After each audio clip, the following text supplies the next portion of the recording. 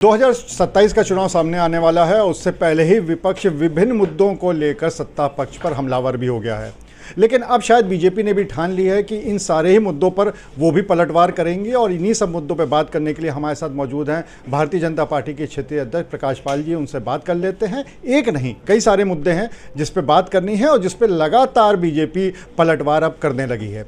तो सबसे पहले बात करते हैं अजय राय के उस बयान पर जो कि उन्होंने दिया था। अजय राय कानपुर आए थे और उन्होंने कहा था कि इंदिरा गांधी, जो स्वर्गीय इंदिरा गांधी पूर्व प्रधानमंत्री, उनसे पीएम मोदी को सीखना चाहिए। तो इस पर बीजेपी का क्या कहना है, चलिए उनसे बात करते हैं। प्रकाश जी, अजय राय प्रदेश अध्यक्ष कांग्रेस आते हैं यहाँ पर और उन्होंने साफ तौर पे कहा कि पीएम मोदी को स्वर्गीय इंदिरा गांधी, जो कि पूर्व प्रधानमंत्री थी, उनसे सीख लेनी चाहिए। पहले अजय राय ही इंदिरा गांधी जी से सीख लें। वो जब प्रधानमंत्री थी, देश में आपातकाल लगाया था और बड़े पैमाने पर लोगों की नसबंदी कराई थी। थोड़े में ज्यादा स्वाद, यही तो है इसकी खास बात। वाओ मम्मा, क्या स्वाद है। अरे मेरे राजा, मसाला।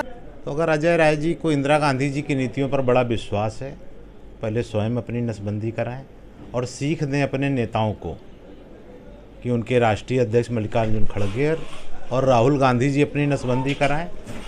और अजय राय जी प्रदेश अध्यक्ष हैं, वो एक सर्कुलर जारी करें अपने प्रदेश अध्यक्ष के नाते कि 19 नवंबर को आगामी इंदिरा गांधी की जो जयंती है उस तक सभी कांग्रेसी नसबंदी करा लें, नहीं तो उनको पार्टी में कांग्रेस की सदस्य की मान्यता खत्म कर दी जाएगी। वोट चोरी का आप लोग के ऊपर बहुत बड़ा आरोप लग रहा है कि वोट चोरी आप लोग कर रहे हैं। लगातार एक के बाद एक हमलावर भी है, आप लोग की तरफ से भी बयान आ रहे हैं, लेकिन कहीं ना कहीं इस पे विपक्ष का जो पल्ला है वो भारी होता दिख रहा है।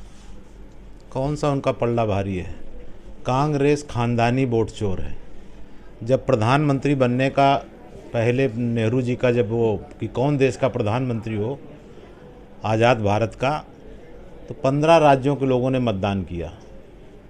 14 ने सरदार पटेल का और एक ने शायद किसी अन्य को या मतदान में अनुपस्थित रहे।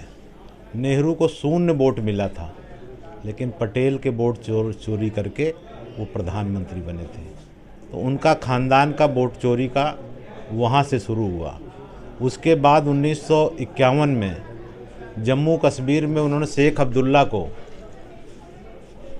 के पक्ष में कांग्रेस चुनाव नहीं लड़ी, उसको इतना अधिकार दिया कि वहाँ प्रजा परिषद चुनाव लड़ रही थी, उनके 13 प्रत्याशियों के नामांकन रद्द कर दिए। बाद में उन्होंने चुनाव का बहिष्कार किया और शेख अब्दुल्ला ने कितनी बड़ी वोट चोरी की थी कि 1951 में 75 की 75 सीटें शेख अब्दुल्ला ने नेशनल कॉन्फ्रेंस जीती थी। ये उनके नेहरू के सहयोग से शेख अब्दुल्ला ने जम्मू कश्मीर में वोट चोरी की थी। फिर 1952 के आम चुनाव हुए। 52 के आम चुनाव में बाबा साहब भीमराव अंबेडकर मुंबई उत्तर से चुनाव लड़े और उनके चुनाव में उन्हीं के निजी सचिव रहे NS काजोलकर को कांग्रेस ने प्रत्याशी बनाया। नेहरू जी प्रचार करने गए, उनके 74,333 वोट इनवैलिड करा दिए। वो मांग करते रहे, उनकी मांग को अनसुना किया गया और बाबा साहब 14,000 वोटों से चुनाव हार गए। उनके 74,000 वोट चोरी किए थे कांग्रेस ने। फिर इंदिरा गांधी 1971 में रायबरेली चुनाव लड़ी। राजनारायण जी शिकायत किया था, राहुल गांधी बताएं कि उनका चुनाव निरस्त क्यों हुआ था। हाई कोर्ट में जगमोहन लाल सिन्हा ने 12 जून 75 को उनके खिलाफ निर्णय दिया।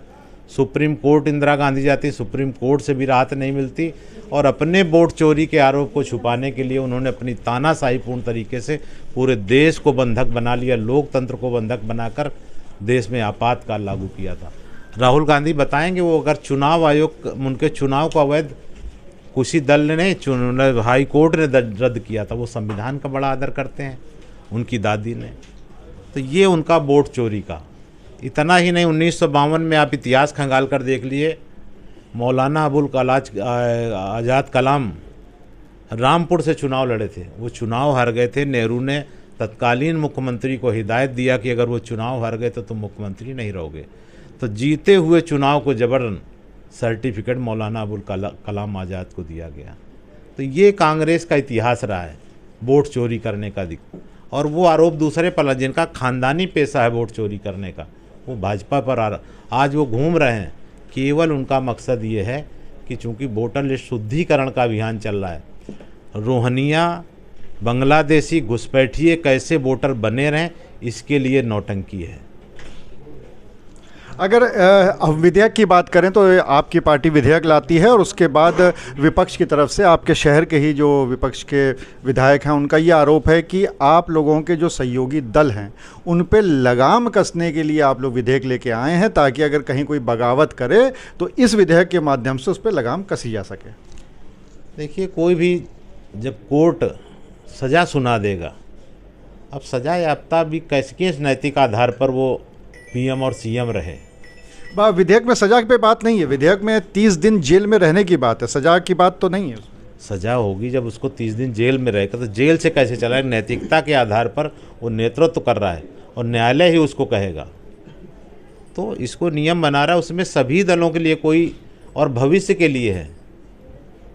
भविष्य में भारत में कोई अपराधी मानसिकता का व्यक्ति नेतृत्व ना करे, इसलिए राजनीतिक प्रक्रिया के शुद्धिकरण का विषय है।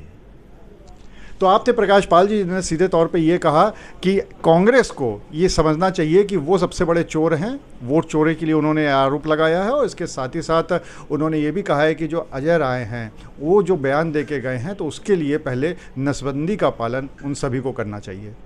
अनुराग अग्रवाल, TV9 कानपुर। कुछ तो सस्ता लो, सब बढ़िया लो, इसमें क्या खास बात है? थोड़े में ज्यादा स्वाद, यही तो है इसकी खास बात। मसाला